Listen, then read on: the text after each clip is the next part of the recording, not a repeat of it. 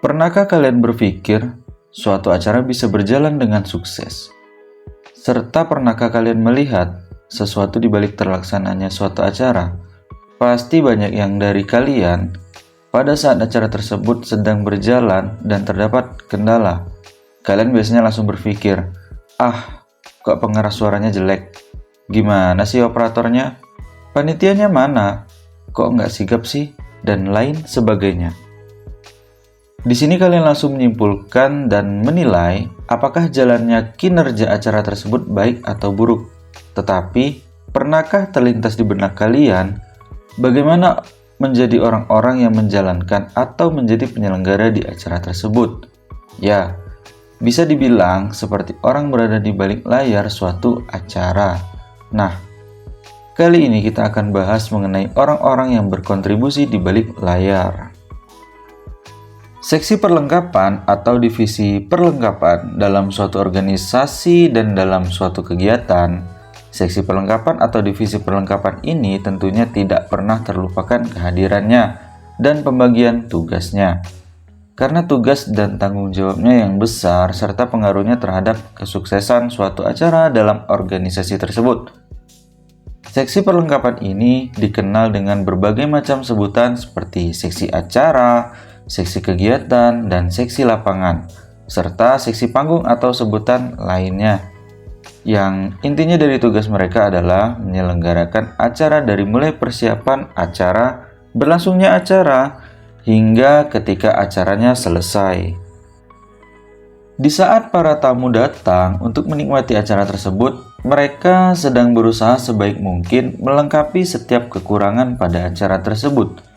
Jadi, bisa kita ibaratkan seperti bumbu pada masakan. Kalau masakan tanpa adanya bumbu, masakan tersebut tidak akan menjadi lezat atau ada saja yang kurang. Kurang lebih seperti itulah jalannya suatu acara tanpa adanya seksi perlengkapan ini. Ada beberapa orang yang ingin namanya selalu dikenang. Apapun kemampuan yang dimiliki pasti selalu ditunjukkan ke semua orang. Di sisi lain, ada pula orang-orang yang lebih suka berada di belakang layar. Dia tak ingin terlihat hebat di hadapan banyak orang, walaupun yang ia lakukan sangat istimewa.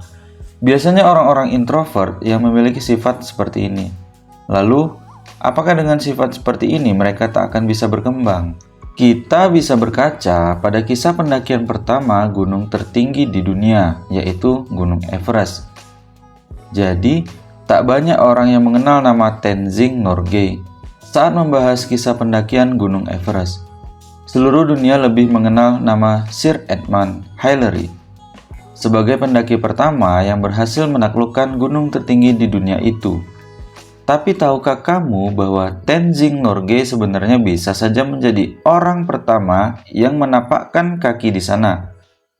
Tapi selangkah sebelum puncak, ia mempersilahkan Sir Edmund untuk berjalan terlebih dahulu. Tenzing Norgay lebih suka berada di belakang layar dan mendukung kesuksesan pendakian ini. Jadi, orang-orang di belakang layar memang melihat dunia dengan sisi yang berbeda, dan itu sah-sah saja. Jika bagi orang lain menjadi terkenal itu penting, mungkin tidak bagi mereka yang suka berada di balik layar. Jika mayoritas orang mengejar prestis, mungkin bagi mereka adalah tetap berkarya, tidak peduli bagaimana orang melihatnya. Kamu tak ingin namamu dikenal luas hanya karena keahlianmu semata.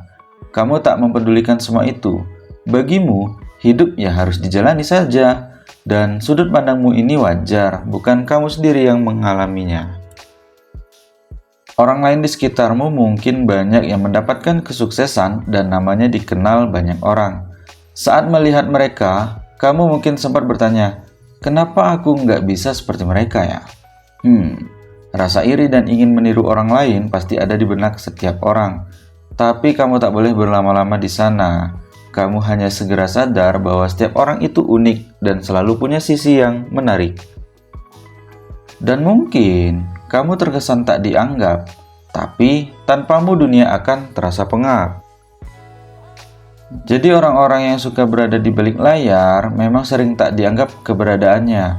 Ada atau tidaknya kamu bahkan dianggap sama saja. Tapi kamu harus tahu bahwa itu bukanlah sebuah masalah. Kamu harus menerimanya, toh itu kan memang kepribadianmu kan? Percayalah, mereka yang menganggapmu tak ada itu hanya pandangan sementara saja kok. Lama-lama mereka juga akan sadar sendiri bahwa dunia akan pengap kalau kamu tidak ada. Melihat orang lain yang bisa sukses dengan kepribadian mereka yang lebih terbuka, memang kadang membuat kamu iri dan ingin meniru mereka. Kamu ingin mengubah dirimu walaupun itu terpaksa. Pandangan orang awam mengenai pribadi yang penuh percaya diri lebih hebat telah membuatmu terpuruk dan mati-matian berusaha menumbuhkan rasa percaya diri. Jadi ini tidak buruk, tapi jika kamu merasa terpaksa dan kemudian tidak menjadi diri sendiri, semua itu untuk apa? Kamu cukup mencari keseimbangan saja dengan berbagai suasana dengan menurunkan kadar introvertmu. Jadi percayalah, tanpa harus menonjolkan diri, kamu tetap masih bisa berkontribusi. Ya, meskipun memang mereka yang lebih menonjol akan sangat terlihat apa kontribusinya, dan kamu yang lebih suka berada di belakang layar seolah tidak berbuat apa-apa, karena tidak pernah mengumumkannya.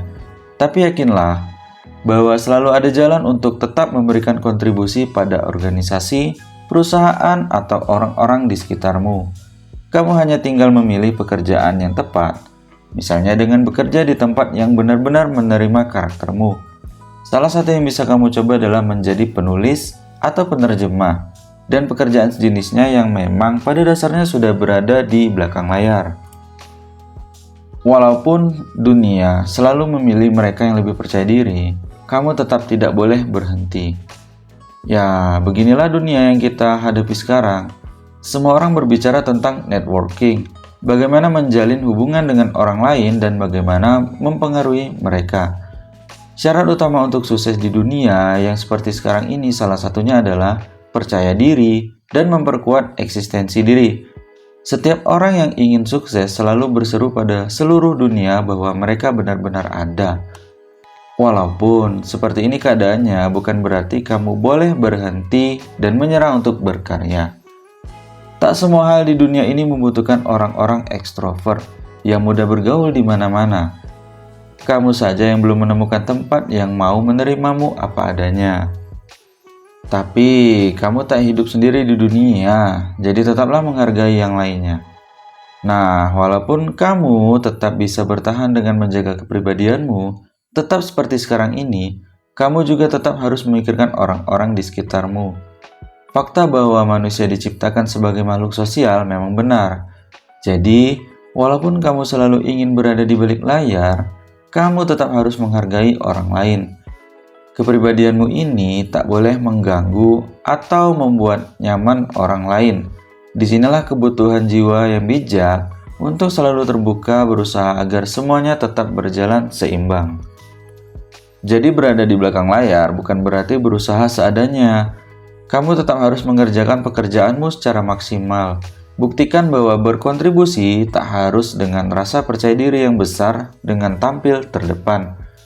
Di belakang layar pun kamu tetap bisa berkarya dengan segala pikiran yang kamu punya. Biarlah kamu menjadi Tenzing Norgay, bukan Sir Edmund Hillary. Tuhan pasti tahu apa yang kamu kerjakan.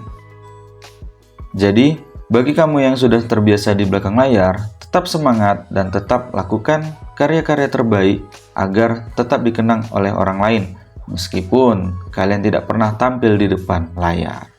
Terima kasih.